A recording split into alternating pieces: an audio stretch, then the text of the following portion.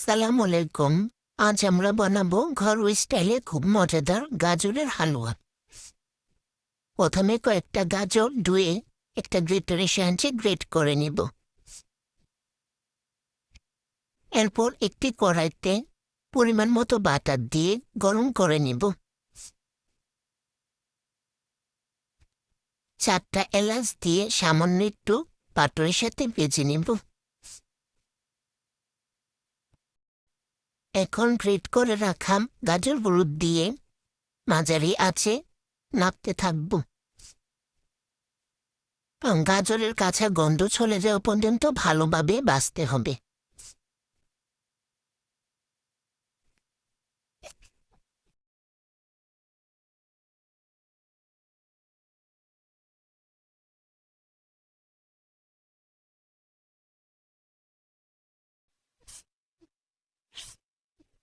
এক কাপ চিনি আগে থেকে জাল দিয়ে ঘন করে রাখান 2 কাপ তরল দুধ দিয়ে দিব। 2 চামচ গুঁড়া দুধ দিয়ে দিব।